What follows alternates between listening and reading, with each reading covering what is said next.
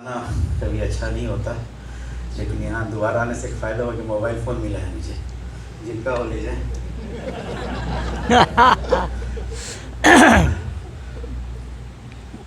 5 बिंदुओं को नोट करके रखा है, उस पर मैं एक मिनट लेके बोलना चाहूँगा, because I want to present my ideas, not my MY capital. सब बच्चों तक भेजा है, स्कॉलर्स बैठे हैं, they will be our messengers more than Yahoo. I think that way. पहली बात, जो सौहार्द की बात करने की नौबत कैसे आई, भारतीय सभ्यता और पारस्परिक सौहार्द इसलिए आई कि हम लोग बौद्ध धर्म को अब ठीक से नहीं समझ रहे, भारत की सभ्यता को भी ठीक से नहीं समझ रहे। बौद्ध धर्म के इस विचित्र स्थिति के लिए रिस्पॉन्सिबिलिटी किसकी है, कौन है, इसके लिए एक दिन का वर्कशॉप होना चाहिए। आज का विषय नहीं है, लेकिन बौद्ध जीवन शाश्वत है, सजीव है, सुशोभित है, हम सबके मस्तिष्क मंडल पे अतीव रूप से प्रसन्न करने वाला वस्तु है, अनंतर है और हिमालय से भी ऊंचा है। इस बात को समझने और जानने की आवश्यकता पड़ गई है इस 21वीं शताब्दी में, जब 512 दिन हो गए यूक्रेन के युद्ध के, और युद्ध चलेगा 5000 साल और। उसमें यूक्रेन नहीं होगा, कुछ और होगा, और युद्ध बहुत खेल खेल में चल रहा है। रात को रोज़ बात कर रहे हैं दोनों देश, how are you doing today. तो एक उस गेम में न फंसते हुए हम लोग अपनी ही सुरक्षा करें, उसमें बौद्ध धर्म का सहयोग लेना आवश्यक ही नहीं, मजबूरी है, और उसको भूलना पाप होगा। ये मेरी भावना है। फिर एक बात होती है कि हम सब लोग चर्चा करते हैं बुद्धिज्म मृतप्राय हो गया, और एक युद्ध हमारे उस हिमालय के उस पार में भी चल रहा है, संघर्ष विचारों का, कि आज जो भी बौद्ध धर्म है हमारे चलते हैं, न कि भारत के चलते हैं, कि भारत ने तो मार पीट के भगा दिया, शंकर को बुलाया, पिटा दिया, भगाओ भागो। ये सब विचार आया कहाँ से, किन किन लेखकों से, इसकी चिंता करने की बड़ी आवश्यकता है। आदरणीय अंगराज चौधरी जी चले कि उन्होंने गोल्डन बॉल वाली जो फ्रेजर की किताब की चर्चा की, इंद्र अग्नि की पूजा और आराधना और भय और मांगना, उनके मांगने का संबंध का जो अर्थ समझते हैं वो अर्थ नहीं है।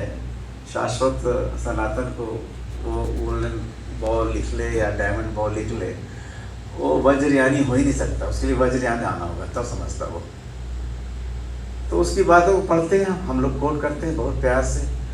आज भी इम्तहान में नंबर देने के लिए आप लोग जब कॉपी चेक करते हैं बच्चों की, तो कहीं अंग्रेज का कोटेशन आ गया तो उसको 2 नंबर तो एक्स्ट्रा देते ही हैं। ये आपके गोरेपन का प्रतीक है, और शायद भोलेपन का नहीं। इस भोलेपन को समाप्त करना होगा कि अपनी चिंतन, अपने विचारों को समझने के लिए करें। तीसरी बात जो हुई इंटेलेक्चुअल एक्सपेरिमेंट की बात, शायद अंगराज चौधरी जी कह रहे थे, अनुभव का एक चखने का जो क्रम मिलता है, वो उन्होंने हनुमान चालीसा से चलते हुए पहुँचे तो पाया कि बुद्ध में ही मिलता है। तो चखने की सुविधा जो है, हमारे पास चखाने वाले शिक्षक नहीं रह गए जो इस अमृत चखने वाला कार्य को करें, तो उसकी कमी के प्रति ध्यान जाए हमारा। आदरणीय आनंद जी ने भी चर्चा की व्यास से बुद्ध की। आनंद जी को ध्यान नहीं होगा, हिमालय परिवार के संघर्ष में 1988 में इनके साथ था, ध्यान नहीं होगा, ध्यान लायक व्यक्ति रहा भी नहीं कभी। तो ये व्यास से बुद्ध वाली बात जो है, इसके बीच में जो गैप्स आ रहे हैं, उसके लिए जिम्मेवार कौन है? योगी रूप में नारायण को देखते हुए प्रकृति के नारायण जो व्यक्ति है, दरिद्र नारायण तक की जर्नी में हम कहाँ फंस गए, ये भी एक विषय है। तो सौहार्द को अब समझें। विशेलाल दामोदर जी ने जो बताया, SDG सस्टेनेबल डेवलपमेंट गोल, उसकी तारीफ चर्चा बहुत हो रही है। मैं उसके तह में दूसरी तरफ से जाना चाहता हूँ, सौहार्द खोजना है। इसलिए उस SDG के 17 के गोल्स में देखेंगे तो सारी अच्छी अच्छी बातें मिलेंगी, शिक्षा, विकास, योग्यता, बराबरी, लेकिन विच शिक्षा they are talking about? The western model of education, is that the only way for literacy? No. When they talk about health issues, parameters of health, they are talking about the medicines coming from Basel in Switzerland. They are not talking about Ayurveda, they are not talking about Sauripa. SDG is another kind of crime which is happening around us. Our मस्तिष्क को खराब कर रहा है. उनके गोल के सारे लक्षण उनके ही प्रति है. सारी दुनिया को गंदगी दी, इन्वायरमेंट खराब किया, 12 करोड़ मेट्रिक टन सिर्फ कार्बन देते रहे. अब उनमें उनको कार्बन नहीं चाहिए, इधर कार्बन होगा. अब गाली देते हैं. अभी भी हमारा है 0.15 of the world carbon growing in the sky. पहले उन्होंने फैलाया और हमें अब मना करते हैं क्योंकि उनके नाक में बंद होने की स्थिति आ रही है. तो सस्टेनेबल डेवलपमेंट गोल का जो बुद्धिस्ट मॉडल है, हमें उस पर जाना होगा. जो अपने धर्म का मॉडल है उसमें जाना होगा. उसमें क्या है? बहती हुई नदी में दोबारा नहाने की चर्चा क्यों आ रही है? इसीलिए आ रही है कि हम हर मॉडल, रोल मॉडल में उनको ही ले रहे हैं. हमारी अपनी थियोराइजेशन नहीं है, Indic theorization. We always go by model. आज थीसिस में थ्योरी की चर्चा नहीं आती है तो थीसिस हो जाता है. क्या लिखता है? कॉपी पेस्ट करके लाया. प्लेजरिज्म चेक तो हिंदी में लिखिए तो ऑटोमेटिकली 1% आता है. तो यही चल रहा है कि हम लोग उस पर डिपेंड करते हैं. श्रृंगार सूत्र की चर्चा आई. उस श्रृंगार सूत्र में जो भगवान बुद्ध कहते हैं उसमें इन्वायरमेंट, हैप्पीनेस सबका मिला हुआ ऐसा स्वरूप है. सिंगल उदाहरण से पूरा यूनाइटेड नेशंस हार जाएगा. संयुक्त राष्ट्र में आपने कहा एक भी बात प्रस्ताव नहीं आया. शर्म की बात है. हम उसको यूनाइटेड नेशन कैसे कर सकते हैं? वो तो डिवाइडेड नेशन है. आज भारत इतनी बड़ी पॉपुलेशन के बावजूद भी नहीं है, और नहीं होने के कारण भी खोजते रहे कि नेहरू जी ने मना कर लिया, वो कर लिया. उसके इतिहास जानने की कोई जरूरत नहीं है. वो देखिए, नो वैल्यूज. कहाँ से यूनाइटेड? कैसा नेशन? क्या यूएनओ होने से बहुत अच्छा हो गया वो? नो. हमारे सौहार्द को कम करने की मुद्राएं चल रही है पूरी दुनिया में. हर समय कोई ना कोई मौका खोज लिया जाता है और उसमें हम सिखाया जाता है कि सौहार्द तो है नहीं, चूँकि यहाँ भगाए हुए थे, उसने डिस्ट्रॉय किया. यहाँ तक रोमेला थापर मठों के डिस्ट्रॉयल के लिए भी बहुत भिक्षुओं को दोष देती है कि उनमें व्यसन हो गया था. वो हम इन चीज़ों को खोजते खोजते थक गए. तो मुझे अब लगने लगा कि कैसे इसका सोल्यूशन निकले.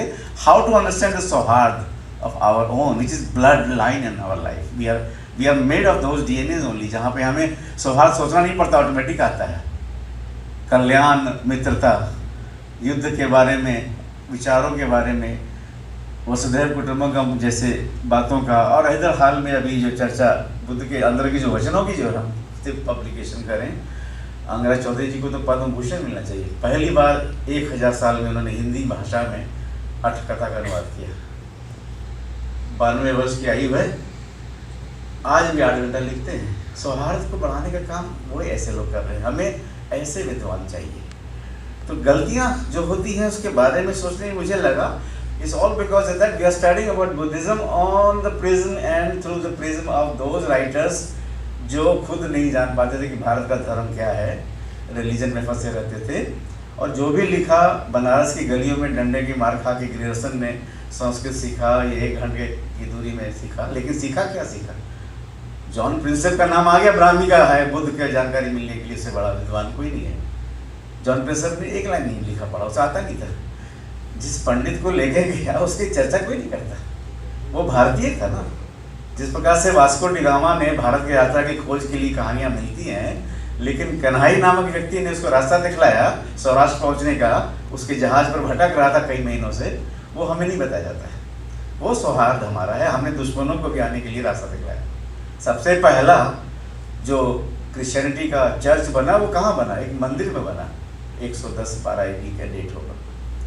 तो हम सौहार्द में तो हमेशा जीते ही रहे हैं. तो अब हम गलतियाँ कहाँ कर रहे हैं कि हम लोग बौद्ध और बुद्ध धर्म को पढ़ने के लिए उस स्रोत को पढ़ते हैं जो स्रोत हमारे स्रोत हैं ही नहीं. हम पढ़ रहे हैं उनके ट्रांसलेशन के लिए. अभी मिलारेपा की बात कही. मिलारेपा की एक भी शुद्ध अनुवाद अंग्रेजी में अवेलेबल नहीं है, लेकिन उसी को कोट करते हैं. यहाँ भी पढ़ा जाता है. इसीलिए बुढ़ापे में, अभी मैं अपने बारे में बहुत कम बात करता हूँ, तिब्बतन भाषा का 2 वर्ष का एक डिप्लोमा में पास होने का प्रयत्न किया, और पास तो हो गए, जैसे अंग्रेजी करते 21 घंटे में हो गए थे, तो 12 घंटे में पास हो गए। लेकिन मुझे लगा कि स्रोत का जो गहराई है वहाँ मिलेगा, वो कहीं नहीं मिलेगा। Why should we depend on English translation made in England at the coffee house table, like Oxford की और जो पॉलिटेक सोसाइटी जितने भी ट्रांसलेशन हुए हैं, they are not done in the city where it has originated। तो हमें उन चीज़ों को देखना, अपने अनुवाद देखना है। लालजी बैठे हैं यहाँ पे, लालजी श्रावक पहले हम जानते थे, आपसे कई बार मिलना हुआ। इन्होंने भी अपने लेवल से जो काम किया अनुवाद और उसका अर्थ देने का, वैसे स्रोतों का अध्ययन करने से ही हम सौहार्द को समझ पाएंगे, जान पाएंगे। और अभी आपने रमेश ने चर्चा की, बुद्ध नहीं चाहते थे कि हम प्रचार करें जो भी सीख लिया, जो पा लिया है, लेकिन बुद्ध को जब ये भावना आई तो किसने प्रेरित किया इसकी चर्चा करना आज की तारीख में पाप भी है, जबकि बुद्धिस्ट लिटरेचर मिलता है। जैसे ही बुद्ध के मन में भावना है कि नहीं यार हो गया, बहुत थक लिए, 6 वर्ष उधर ढूंढेसी पहाड़ पर बैठे रहे, उधर उधर पैदल सारनाथ के रास्ते में गए, अब नहीं, ये सब उस समय ब्रह्मा आते हैं, उसी क्षण प्रकट होते हैं। ब्रह्मा जी कहते हैं, हे बुद्ध क्या कर रहे हो तुम, तुम्हारा रोल नहीं है दूसरा, जाओ भाई आगे काम कर रहे हैं, ये क्या कर रहे हो। तो यहाँ पर हिंदुइज्म वर्सेस बुद्धिज्म के झगड़े को बढ़ाने वाले इस चीज़ की चर्चा ही नहीं करेंगे, चर्चा ही नहीं करेंगे। हम लोग जानते भी नहीं, बहुत लोग नहीं जानते। उसी प्रकार से इस्लाम के द्वारा जो विध्वंस हुआ उसकी चर्चा आ गई, हो गई, लेकिन उसको पढ़ने के लिए आप देखेंगे भारतीय सभ्यता में कितना बड़ा त्याग हुआ है बौद्ध भिक्षुओं का। चचानामा पढ़िए ओरिजिनल फारसी में, चचानामा में वर्णन आता है कि आज हमने इस जगह के मंदिर को तोड़ा और बहुत मजा आया कि उसमें जितने ब्राह्मण थे उनकी हत्या की, तो उनके खून से कपड़े में, पीले पीले खून में लाल लाल, पीले पीले कपड़े में लाल लाल दाग अच्छा लग रहा था। वो ब्राह्मण समझता था, वो बहुत भिक्षु थे। क्लीन शेवन की चर्चा ही करता है। तो कितना संघर्ष पाके वो लोग आगे बचाया रखा। तो बौद्ध धर्म की तो सबसे बड़ी कंट्रीब्यूशन है कि हमारा धर्म और विचार जो जीवन शैली जिसको कहते हैं वो चल रहा है। सततता और सौहार्द को हमें बढ़ाने के लिए अपने मूल स्रोत में जाना बहुत आवश्यक है। हम संस्थान को भी वृद्धि करेंगे कि मूल स्रोतों के आधार पे अपने धर्म को बताएं, बौद्ध धर्म को बताएं, हर विषय में बताएं, तब जाकर के हम इस सौहार्द को अच्छे रूप में समझ सकेंगे और उसको ज्ञान प्राप्त कर हम आगे भी एक दूसरे को पढ़ा सकेंगे। मैं सारे यंग विद्वानों को कहूँगा, मैं तो सबसे बड़े विद्वान तो यंग लोग बैठे हैं यहाँ पे, मोबाइल हाथ में होने के बाद भी वो बड़े विद्वान हैं। उनको सीखने का एकमात्र उपाय यही है, तभी आपका धर्म बचेगा। तिब्बत को तिब्बत नहीं कहा जाता, हम लोग तिब्बतन ही बोलते हैं अंग्रेजी में। तिब्बत में किसी को तिब्बत नहीं जानते। पूछ लीजिए किसी Amdo, I went to Lhasa Amdo 2 times, मैंने देखा तिब्बत शब्द बोलने से कोई जानते ही नहीं। तिब्बत शब्द तो अंग्रेजों ने दिया, उसी को चला रहे हैं हम लोग, जैसे लखनऊ हो गया, लक्ष्मण। तो इन शब्दों के साथ, भावनाओं के साथ जब तक हम अपने में आत्मसात करके अपनी चीज़ों को नहीं जानेंगे, it's next to difficult, impossible rather to understand what we are, how much we are together in these words. And with all प्रणाम टू एवरीवन।